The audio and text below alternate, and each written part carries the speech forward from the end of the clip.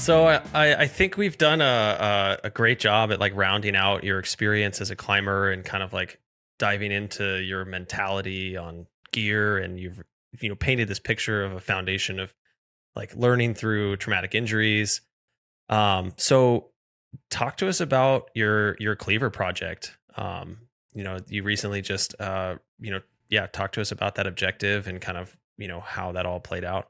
Yeah, sure. So the Cleaver is in probably my favorite canyon in all of Utah. It's just this like really quiet, peaceful canyon, and there aren't that many available lines to be climbed. Um, when you try to find routes in that canyon, you got to like really work for them. You got to clean choss, or there might be sections of face climbing. Um, And so I really enjoy walking that canyon, Day Canyon, sorry. And so I've been looking that one for a little while. And I remember looking up at thinking, oh, that looks like no problem, and um, uh, finally got up there and realized it had just all of the markings for a brutally terrible off with. I remember thinking, oh, it'll be so easy. Just throw your foot in, do a little chicken wing, get out of there, quick send. And the project, off with can surprise you. It's not always what it looks like. But on the other hand, off widths can be fairly mundane once you get used to them. It can be pretty cookie cutter, if this, then that, and you can kind of foresee what you're going to do. And that particular climb was really interesting because, a sport climb can surprise you with weird beta, but off with doesn't really do that. So this one had that kind of feel where it's not it's not at all simple. Um so so I really appreciated how confusing that was. And I appreciate, but generally when I go on vacations and project something, I want to finish it in like a day or two. And I remember like on the second day, I'm like, dang, this thing is beating me down. And wondering, am I getting this beta wrong? And so it was, I thought I was close. I remember I told everybody, I'm one move away from sending. And then as you might have seen in the video, no, that one move is basically the same difficulty as like 25 other moves. So anyway, I was thinking I was ready to send. We are going to go out the next day. And then that is when COVID shut down everything. And so in Moab, the town shut down, campground shut down, and everybody scurried back to home. Um, and so it was kind of a little, it was too long till I could get back. And, that fire started like fade a little bit and fear. Cause I had a cam slide on me during one of the falls, which is is pretty wild, right? Because I don't know if you know the Valley Giant cams, but they're 9 inches and Hmm. at least that size. And you have one of those things slide down the rope and hit you, like that's gonna really hurt. Um, and just I remember the gear, just how do you get around the gear? And then on one of the falls, my rope cut on a top rope fall while following to clean it. My rope cut like 25% through. And I didn't notice it till I got to the ground and looked at it and just like terror. And so I remember I was home for about a year and thinking like how am I supposed to like climb this thing without my cams ripping out, without my rope cutting? Is it even possible? So I ended up realizing, okay, if I put a bolt in a certain spot here, it'll redirect the rope and it'll keep it away from the sharp edge, which it did great. But unfortunately, you couldn't clip the bolt on lead because it's just in the wrong spot. So basically, my mission or what I was doing while projecting was I would climb up, skip the bolt, and just promise not to fall above the lip. And then on the way down, I just kind of hand lower on the rope, clip the bolt.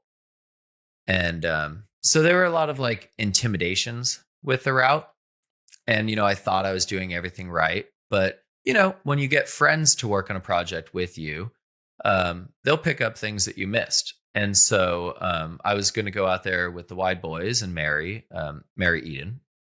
And I was going to get, some good experience climbing with them. And we would all climb together and I could learn from them as well. Well, anyway, they found a different way to arrange the gear, which actually at this point seems painfully obvious, but wasn't one that came across my mind.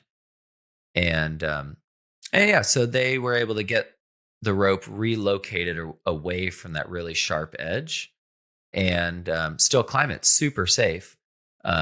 So now we don't clip the bolt, which is totally fine. But eventually we'll probably remove it. But yeah, so I was going to meet up with the Wide Boys and Mary Eden, also known as Trad Princess, last fall. But then I ended up getting just so caught up with work, trying to, get enough money to be able to even go out there. And then I was like, okay, I'm only going to be able to be there for like 4 days. So I just kind of fell off the map a little bit. And they hit me up and said, so you coming? And I was like, no, like you guys just go send it. And so it was really good that they went out there because then they discovered the different way to place the gear and avoid the sharp edge. And then, put a little fire under me to start training again and pull it off. Did they send it before you, or did they save the first ascent for you? Oh no, I told them to send it. I mean, Okay. the Wide Boys are going to crush that, right? It's absolutely. So, and that's only the second FA I've ever given away. Okay. But it's kind of like a shit or get off the pot type thing. Totally. That route, I mean, it's not some sport climb in my backyard here. I mean, that thing is an ultra classic. And yeah. So describe for people who might not understand. Like, obviously, if you haven't heard about this route, go check out the video that Evan made. It's super super rad. You get some amazing footage. But tell us about like the crack, the feature, like where the crux is, and kind of give us like a physical picture of like what this thing is all about. Yeah. So it's a 2-pitch climb. First pitch, we have no idea what grade it is. It's like some hard section that we don't know how to grade up to like a really fun 511 and probably like some sort of 512. And then a pretty decent little ledge. But then it's this incredible hand crack that just arches and arches into a roof. And then the roof just opens up instantly into an offwidth. And when it comes to offwidth, there's certain like transitions from one size to another that are easy and some that are hard. And the Cleaver has every combination of like hard transition in offwidth. And then like right when you think that you're at like redemption, you finally get a chicken wing and you're like, okay, I'm saved. That's like when it actually starts to get hard. So it's just like a really deceivingly hard offwidth. Like, and it's just astoundingly aesthetic. I mean, you're just hanging out over space, so, exposed. And the crazy thing is that the canyon is so tiny. It's not like Indian Creek where it's this expanse. Day Canyon is such a tiny, tight little canyon that everything echoes. So, you're grunting and you're screaming and you're send farting and it's all echoing the canyon. And it's just like every day on that project is like a raucous, amazing time. And so I think that's why it's like my favorite place. Day Canyon specifically? Day Canyon. My favorite, Okay. like Moab spot. My favorite, desert sandstone spot. Yeah, the crack itself looks crazy. I was watching you climb it, and I was like, oh man, those number 2s look so good. And then you like reach for your next cam. I'm like, okay, it's probably a 3. You pull out the 6. I'm like, holy shit, 2 to a 6? Like that's a huge jump in size. Yeah. And my next question here is, so the one thing I saw that I was just like, wow, that's like a lot to manage. Your glasses. Um, Talk to us about trying to send something like that with your glasses on, and like, have you dropped your glasses before? Like, how blind are you without them? Like, what's that like? Yeah, so that's actually pretty funny because these glasses I used to never have a problem. I could hit them, whack them, they'd stay on. But I'm like super broke right now and I can't afford new glasses. And these things are all like stretched out and loose. So I was like, all right, we're just gonna go for it. So I'm not used to having to wear the chums to keep them on. I just, never thought about it. I never lose my glasses. But like I said, they're just so old and floppy now. And so when I when I knocked my glasses off, I was just so, you know, surprised at it. But the crazy thing is later in the video you saw me, I did exit wound, another roof crack off with there. It's a 12A roof crack that I did as like a rest day for the Cleaver. And on that one, I knocked my glasses off also. And then those landed in my mouth also, which was nuts. I mean, what are the chances? And then on the last day of the trip, we did another off with another 12A. And that and then that one, I clipped the anchor and knocked my glasses off and catch them in my mouth a third time. So I've been climbing for like 23 years or something like that. And like the only 3 times I like catch my glasses in my mouth are like within 2 weeks. So weird. I remember like seeing you through the crux, just like total crux face, and your glasses are like coming off. And Yeah, you're it's like like having to push them back on. I'm just like, oh my God, this is so intense. I literally in that moment, I thought about letting him go. Yeah. I was just like, I thought for some reason that I had a chance at sending. Because when you're in that spot in the climb, even when you're doing really well, like you're not ready for like the pivot at the end of the crack. Yeah. I'm glad I didn't let him go. So what did that climb mean to you? So the interesting thing about the Cleaver was that I didn't apply myself as well as I should have. If I had, I would have sent it 3 years ago, you know? But I think I let, intimidation and distractions get in the way. And so I think one of the things I learned from the Cleaver was that when you're really excited about something, just put it in the forefront and do it, because I never once lost stoke for it, even if I was intimidated. So, that was something that was an important lesson for me. I also learned that, it's a lot of fun to just not stress out about it, because at the beginning of the trip, it started out fun. Oh, I'm going to go do the Cleaver. I bet I'm going to do it on the first or second try today, and then I got smashed. And then that second time I tore my oblique really rough. And then That's painful. 4 or 5 days, I was just like, I'm not going to do it, and I just like, it was a long drive, to come up and then fail again. So I learned a lot about patience on that one. And it's not even my longest project. I think I didn't know how to project that kind of climb at that difficulty effectively, because it's not like a sport climb where you just roll up with your friends and somebody climbs this route and you climb that route.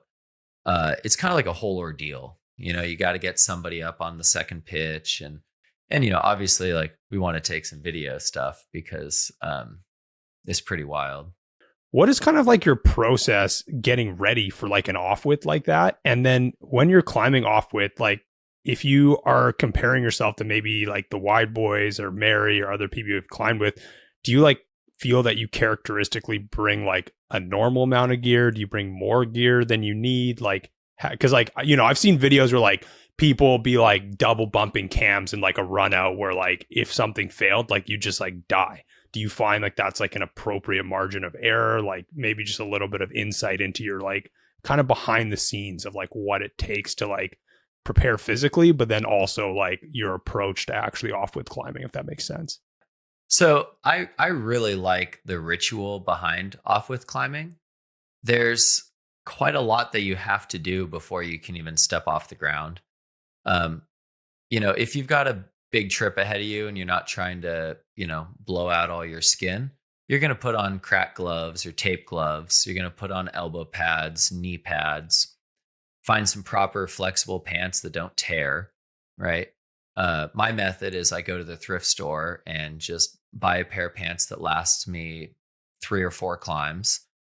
And yeah, I mean, really, I blow through pants so quickly. I think I went through 4 pairs of pants on the Cleaver between all the years.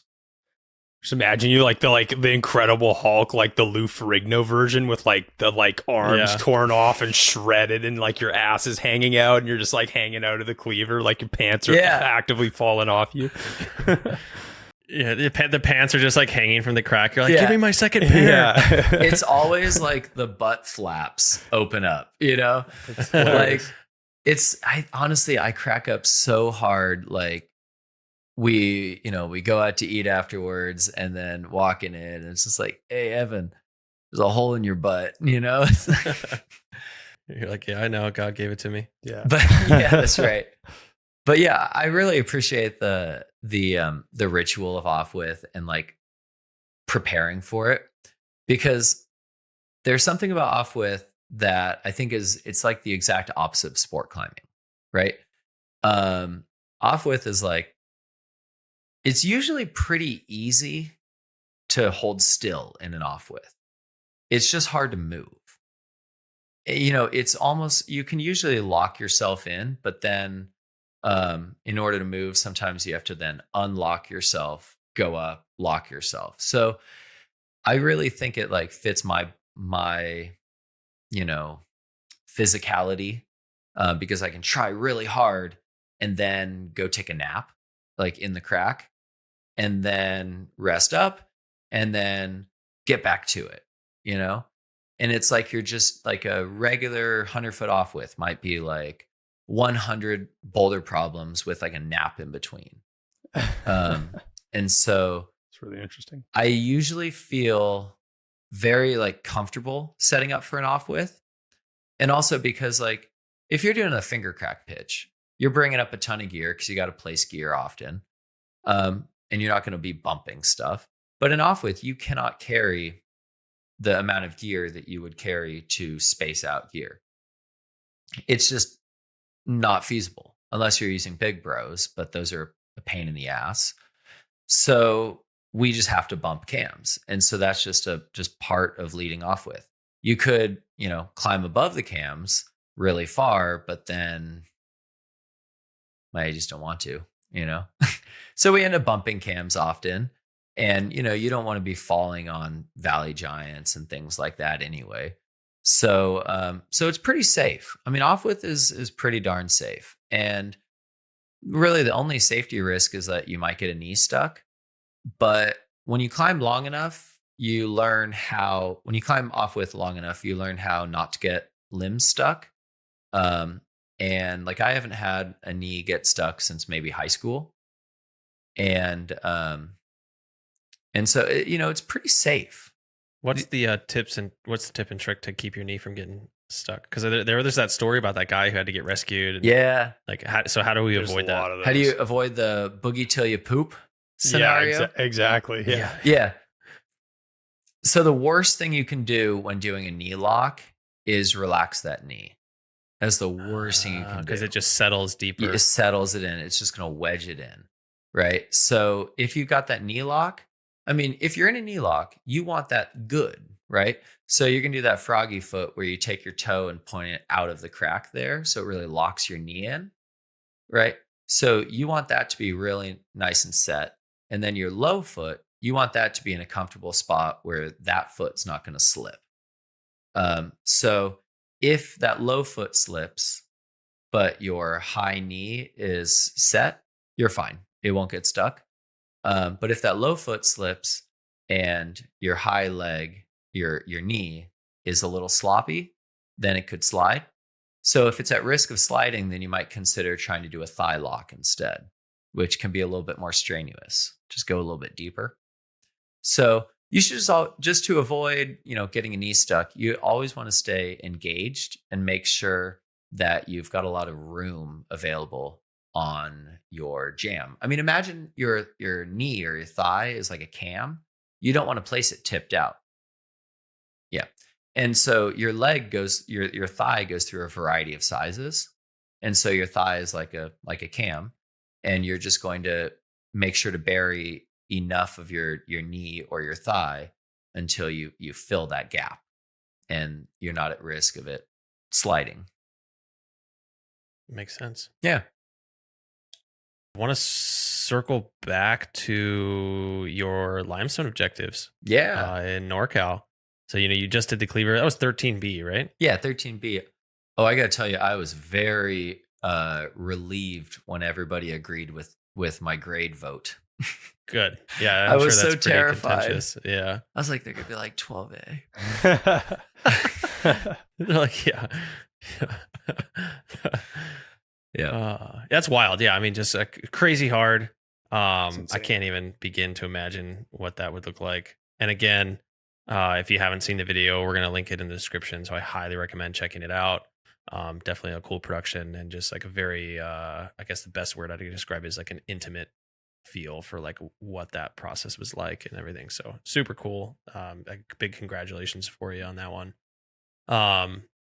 But it seems like most of your work, I stumbled upon you with Cleaver. That's how you started posting about it on social media. I was like, who the fuck is this guy? Like, how is he, I was expecting you to be like alongside the wide boys and stuff. I'm like, I haven't seen this guy. Where the hell is he? And so, it was just really cool to stumble upon your account.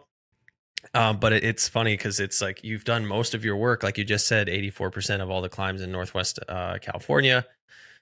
So yeah, like talk to us about your journey as a first ascensionist out there. Like, how many routes have you done? You said you've created a guidebook. Like, talk to us about this chapter of your life. So I started climbing in Northwestern California in 2009, and there's just so much climbing here. I moved up here to Humboldt to go to school. And I remember my climbing friends saying, there's no climbing up there. Like, don't you want to go somewhere, closer to Yosemite?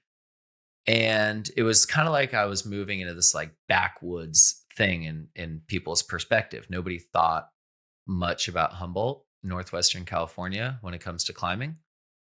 And, but I had seen this climbing guidebook by Eric Camello and Paul Humphrey. And, it was this black and white guide with no photos, or just a few photos, hand-drawn topos, no guidebook descriptions at all, just name and grade and bolt count.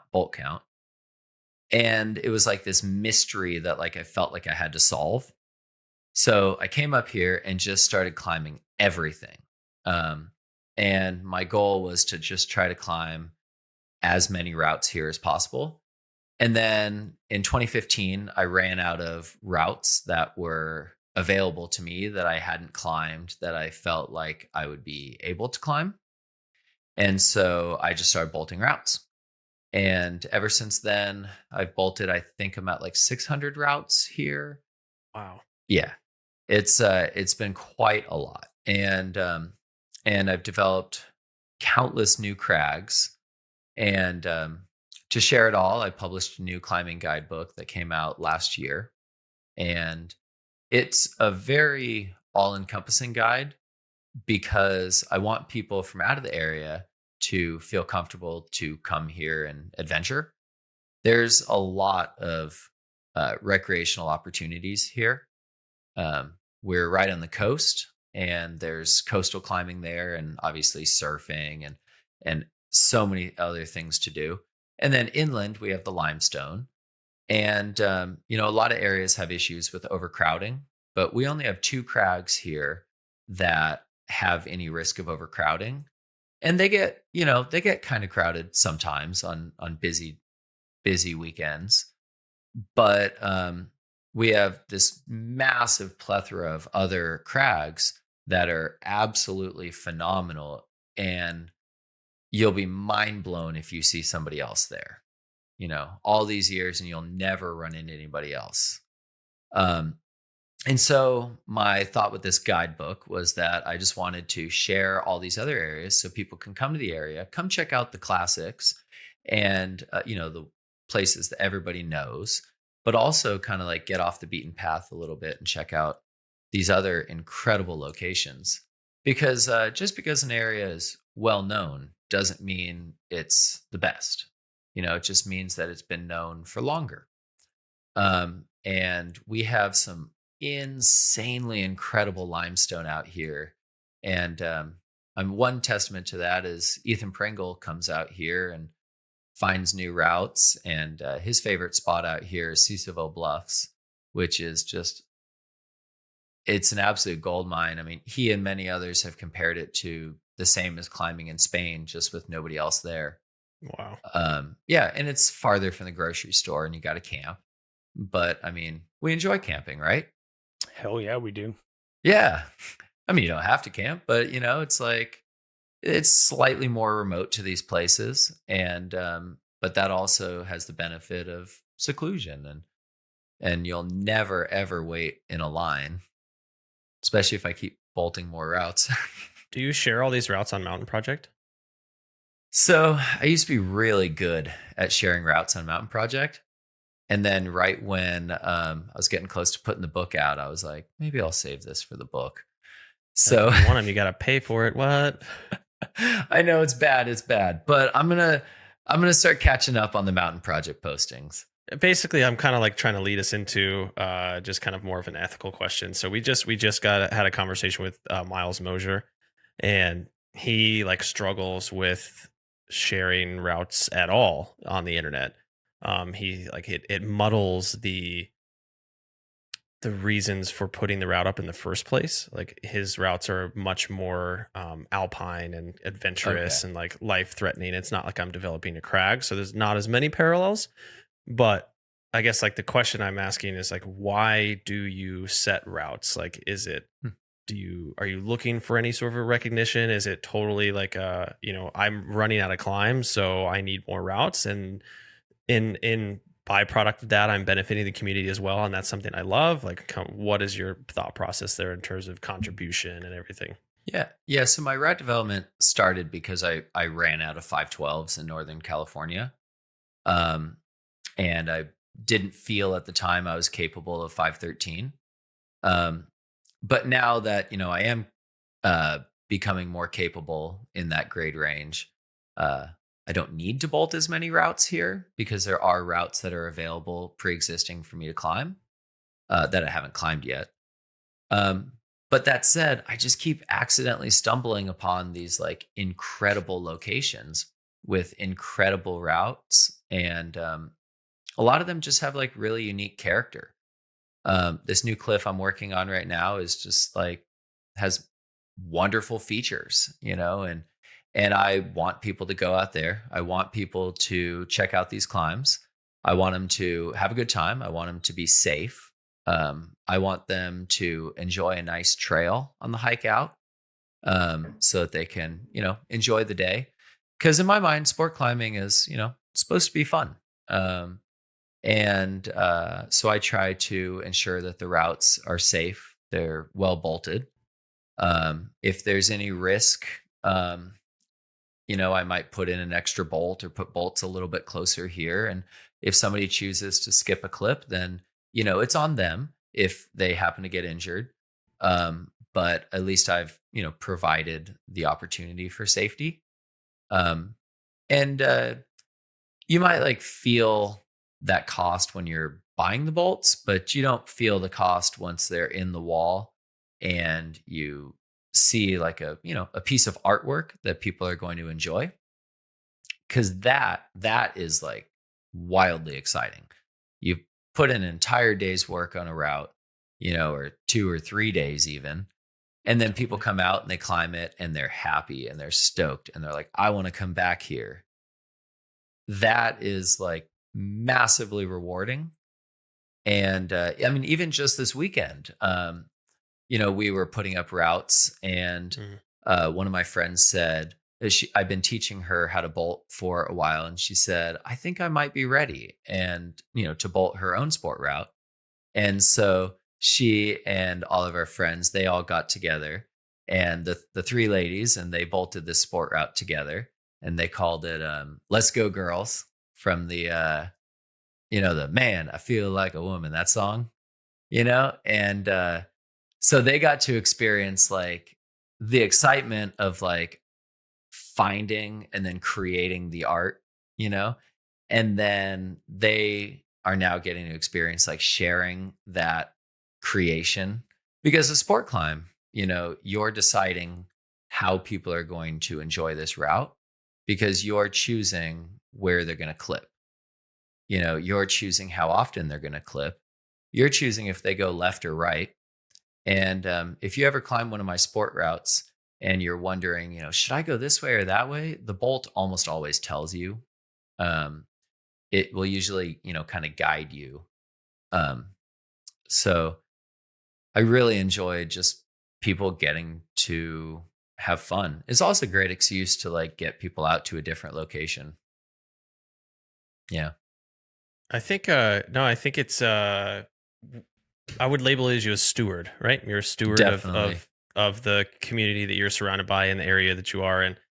It's super important to have people like I'm not a steward. I enjoy the work of others and I'm grateful for everybody's efforts.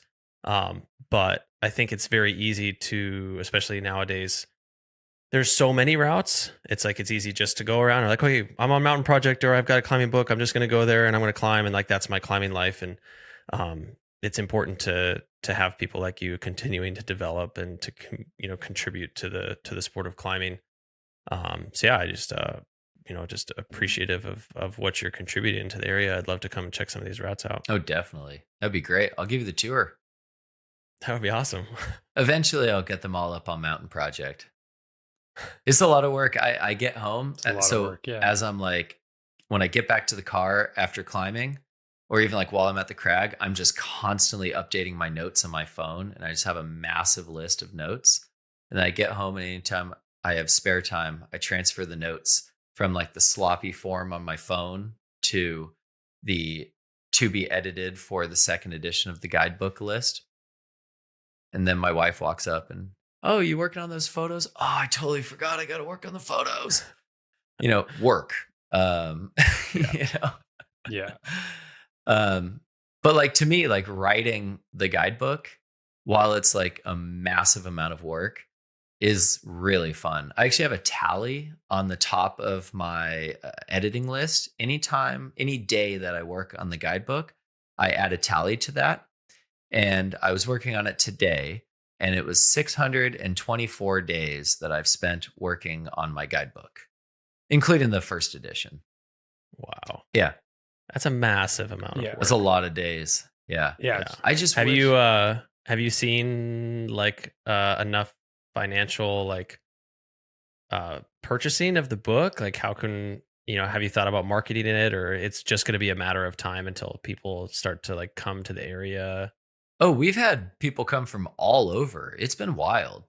Cool. I've been getting messages from people from all over the place. Quite a few people have come down from like Banff, and I'm like, whoa, like you're already like in like, that's it, Yeah. And when people come from like big name places and stuff, I'm a little nervous. I'm like, oh, we're a little town, little here and all that. But then they come and just have so much fun, and I'm like, okay, yes, like, because you really want people to come and have a good time. Because around here, aside from just the climbing and the other recreational opportunities, this is the home to the world's tallest trees, and we have so many spots in the redwoods here that are just incredible. That even if you don't climb, I mean, this is a place you'll never forget. And then you throw climbing on top of that if you're a climber, and it's just like very special. The magic is strong in Yeah. that forest. We have a lot of people come here, especially last year after the book came out. A lot of people came to the coast during the midsummer heat. and also the midsummer wildfires. So the coastal crags really were really popular, and we met a lot of really cool people. And sometimes even I'll be surprised, and I'll meet people who come here to the coast and have never been here before, and they'll find me at the crag and donate for bolts. And I'm like, thank you. It's amazing how generous some people can be to contribute, even to an area that they've only spent, a couple of days at. Yeah, people are awesome. How so for people interested in the area, do you have like a name for the area or a name for like it sounds like there's 600 routes. Like how is there a name for the area, a name for the guidebook? Like how can people find it? Oh, the 600 something routes, those are just the ones I bolted.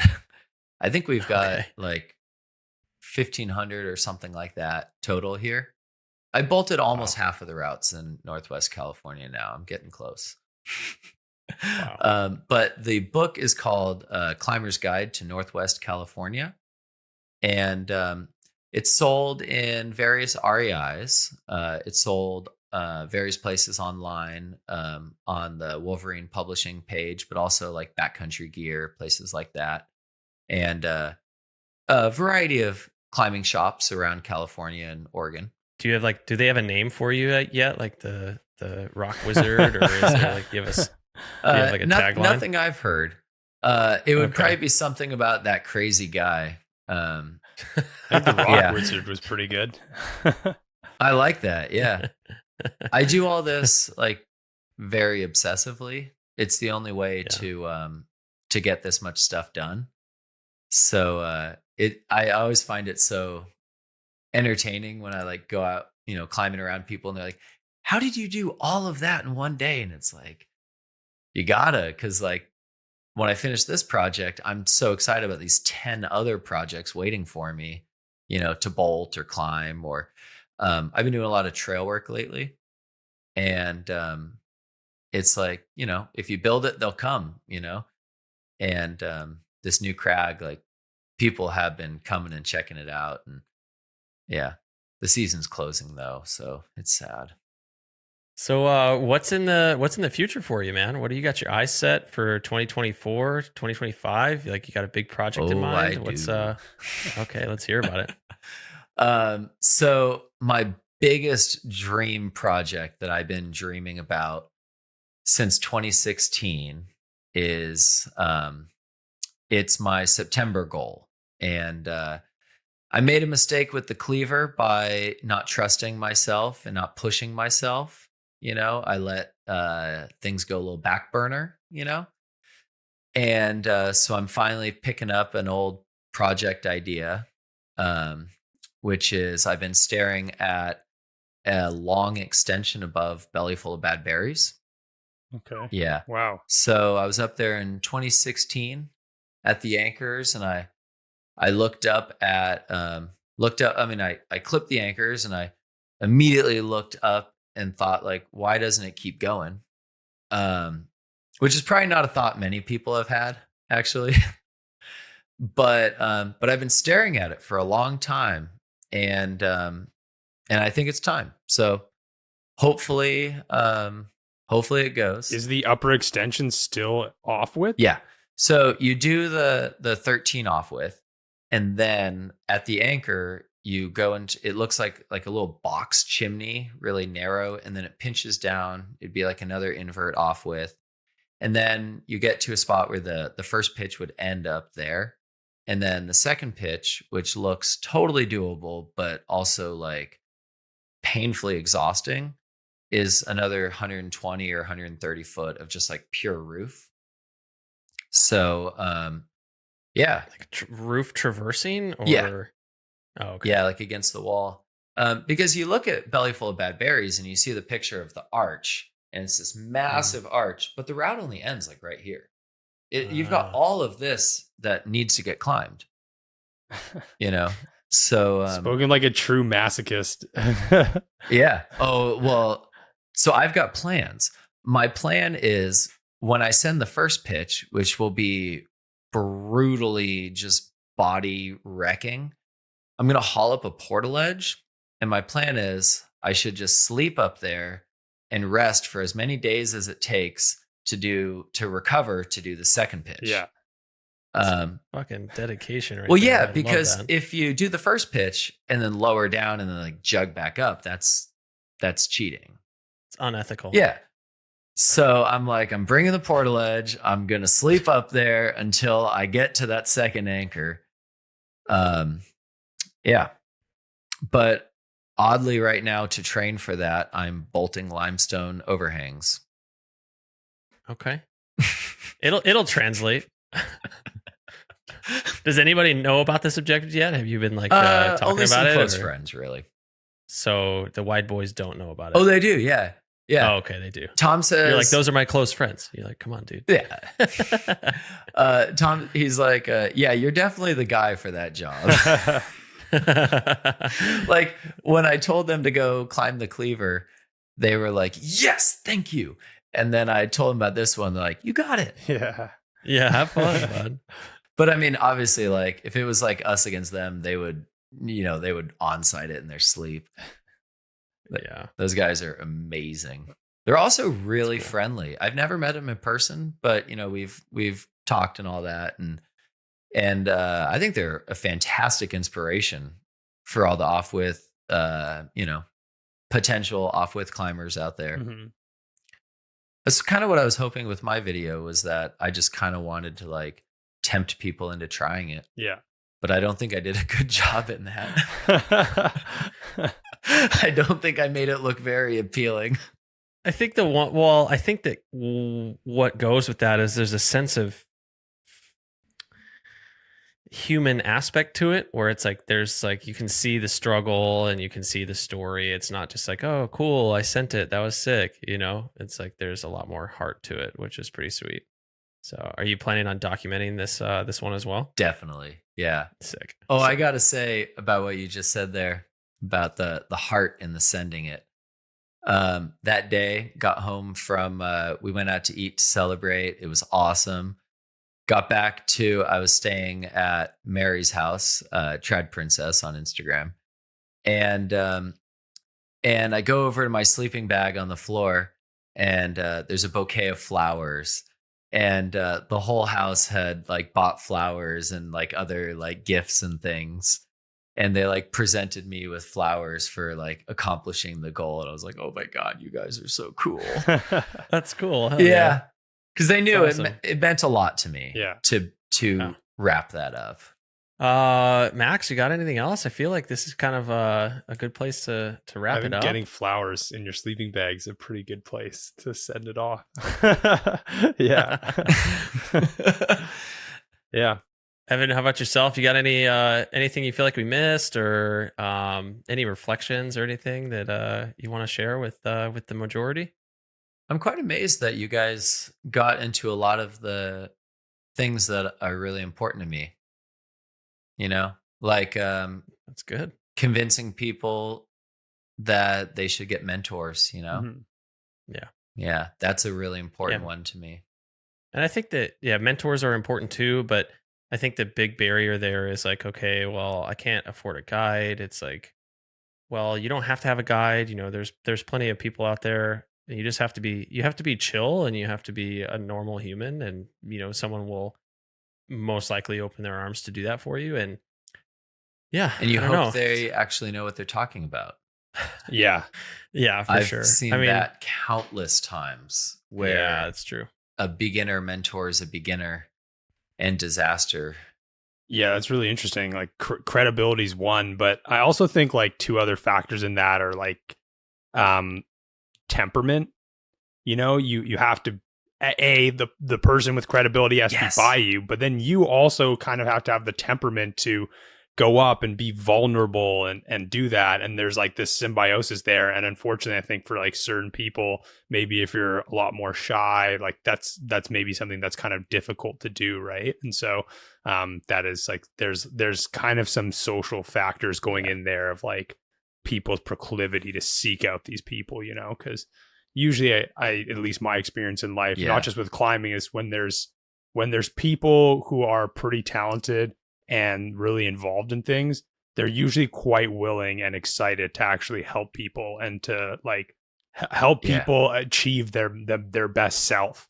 But you have to sometimes kind of be in the right place at the right time, or find the person, or put yourself in there for them, if that makes sense. I will say the wrong place to do that is Climbers Facebook group.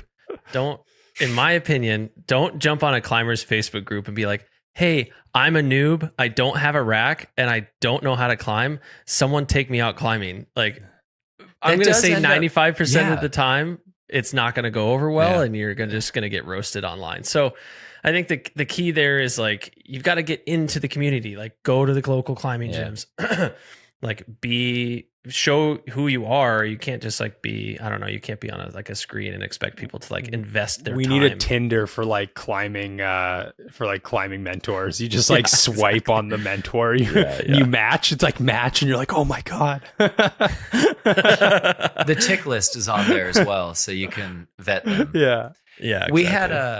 We had a big survey we put together for the climbing community maybe 5 years ago. Asked all sorts of questions, scale of 1 to 10. How much do you agree or disagree? And, it was questions about beta spraying, stuff like that. Pretty, that's all been figured out pretty well. Well, one of the questions was, how do you feel about safety spray? People, I don't remember the exact wording of the question, but, people telling you how you can improve your safety. And then it was in the moment, and another question was after the moment.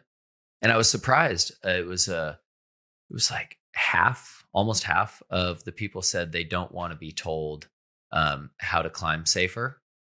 It was like they don't want to be told about when they're doing something dangerous. That was the wording. Yeah.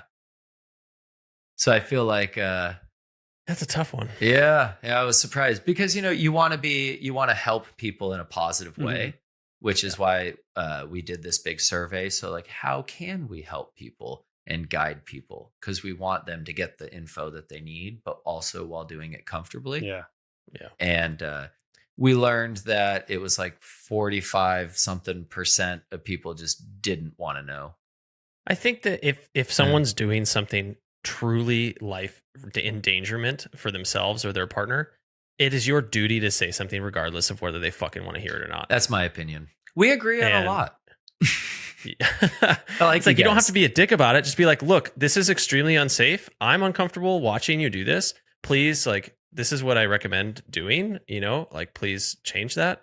And if they heard about it, it's like, and they don't do it and they kill themselves, at least you said something. At least like, you can go home where you did the right thing. Yeah. And most often than not, even if they are angry about it, they will go home after they're unheated. They're going to reflect on it. They're going to learn. And then, you'll be the bad guy, but at least you caused some change. I feel like when people do step in and help like that, I think the more that they do that, the more comfortable and able they are to do it in a polite and kind and productive way. I think it comes with practice, like many things. Mm-hmm. Yeah. Well, thanks, man. I mean, I appreciate you coming on the show. We've it's been kind of a couple weeks pending here, and I love the fact that we made it happen. I really appreciate your dedication to fine tuning the details and everything, and I appreciate your creative eye and attention to detail as a creative and a photographer. So it's definitely been an honor to have you on the show. I appreciate your time. Thank you so much. I really enjoyed this. Yeah, likewise, Evan. Really appreciate it. The Cleaver is quite inspiring and just fun video to watch in general. I also really appreciate it, and I'm still waiting for your audiobook version of your guidebook to come out. I had a good fun with that. Like the first 10 seconds, I was like, what the fuck is going on here right now? Like, is this guy seriously trying to sell audiobook? And like the obviously trolling of the video was very funny. So, but yeah, no, man, like just everything you're doing for the climbing community and, kind of what you alluded to with spending 600 days on your guidebook and stuff. I'm just totally blown away and amazed at just how much people truly give to just like climbing and the community and like the artistic and like the style of life just people almost like live like it's an entire culture, but it's, you know, facilitated by people doing literally what you're doing. And yeah, it's really truly amazing. So thank you. Thank you. That means a lot to me. Oh, last question here. Where is the massive penis tree? Oh yeah. I'll give you the coordinates, dude. I think I might need to go I might need to just go admire the penis tree one day in my life, you know, and just in awe. Yeah, you sent it to me wild. and I screenshotted it and sent it to like 6 different people with no context. It's so good. Yeah, we call it the dick tree. Yeah. You know, the irony is that's actually the world's second largest redwood by volume. Really? So it's actually a notable tree. Girth, you mean? This girth. is not including the penis, and including the penis is the first largest by volume, right? Exactly. You know, the funny thing, if you're driving to any of our coastal crags, it's literally just like a 4-minute detour. Wow. It's wild. I've sent that to all those like nature's dick pics sites and Oh, stuff, but they've never Shared shared it. it. Is that a thing? Is that a thing? Yeah, there's all these Instagrams. There's even a calendar. Nature phallic, like phallic nature Yeah, shapes. nature's dick pics. It's like, you know, it's a lot of like Utah towers make the cut, obviously. Okay, that's reaching. Yeah. But, wow. Yeah. But well, I mean, I should send you a picture of this cliff that I developed called the Priapism Pillar. It's pretty phallic. It's very phallic. It's got a big boulder at the base. It's got the thing, and it's got a bush right there. It's got the. No, please send it over, man. I'd you know, keep them coming. You know, please. Sign me up for the subscription. Do you know what that word means? What? Like priapism pillar. Do you know what that is? I don't know that is. No, it's over my head. Okay, Priapism. That's an erection that won't go away. Priapism pillar. Oh. So a giant rock. Yeah. You know, Okay. It's permanent. Yeah. Priapismine. Yeah. Couple Viagras at the This bottom. is off the air. But yeah, the dick tree, it's so funny. You go there and you watch. There used to be no trail to it. I remember when like it was just like off there, and now there's like this big wide path going to it. But every time I take out of towners there, it's just because 4-minute detour. You're not gonna miss that. Yeah. And you'll just just don't say anything. You're just like strangers walking look up at that tree. and just cracking up. Yeah. You know, and it's like, okay, it's not just me. Yeah. Yeah. That's No, that's I think I sent it to my mom, and she was like, that's borderline offensive. I don't know why this it makes me think of my brother runs like a mythology YouTube channel that he started, and there's like this Greek god, I forget his name, not Sisyphus. Essentially, he's doomed to have like a massive erect penis, but then he's really horny, and then every time he wants to have sex, it goes flaccid, and this is just like his curse that he has to like live with. And I don't know why that tree made me think of this, just like kind of like mythical legend, like born out of like nature and like, you know, like I don't know, paganism or something. But it's like that tree. I feel like somebody looked at that tree back in the day and just, you know, they had some deep insight into the world. Yeah. Man, we have taken so many funny pictures at that tree. I bet. You know, like you stand in front of the Eiffel Tower and you're like, Eiffel Tower. Yeah, you know? yeah. There's a lot of like, you know. I was like, I think I joked with one of my friends. I was like, you could start an entire OnlyFans with this tree. Yeah. That's actually, so I've started to do I'm going to do an April Fool's video every year. Sorry, I'm scratching my entire poison oak. My tech news worn off. Trail work. Thank you. Yeah. Thank you. I'll send you guys a before and after photo of this trail work I've been doing. Yeah. Crazy. So I did an April Fool's post last year where I had taken a drone photo of this cliff that is truthfully 15 minutes from my house, 300 feet tall. It's all garbage choss. Nobody knew about this cliff right there. I took a photo of it with the drone, and then I like drew a bunch of topo lines on it, and then posted up on April Fools and said like, new crag, 28 new routes, surprise. And there was like hundreds of people who were like, thank you so much, you're a god, you know. And then like I'm like, oh shit, I can't back out of this. And like 2 people who were like people here who like used to bolt once, but now they don't make time for it, so they're grumpy. And they got like super mad at me, and I'm like, nice. But anyway, so I'm trying to make like an April Fool's Day thing every year. And so next year's is I'm going to be making a video about I'm starting an OnlyFans so I can pay for my bolts. Yeah. So that's, and then the next one I have up after that is I'm going to buy like just a bag of like 300 hangers, which I do often, and get a picture of them. And then I'm going to do a little video that says, hey, I've gone broke. I had to go cash in my retirement, which is all on the cliffs. So I pulled all the hangers down. I'm going to sell them. So anybody wants to buy hangers. That's really good. That'd be so funny. I like to like really kind of push it. Yeah. I chopped all these bolts so I can sell the hangers. Yeah, just take like a quick video of you chopping one bolt that you need to chop or something. Yeah. One bolt. Yeah. Yeah. Just exactly. And I do you so definitely much need video. Yeah. You definitely need like the video of chopping first. To Yeah, get exactly. fired Just up. start that. Yeah. Oh yeah. I'm stoked. I'm gonna make it pretty dramatic and all that. That's hilarious. But yeah, that'll be next year or the OnlyFans one.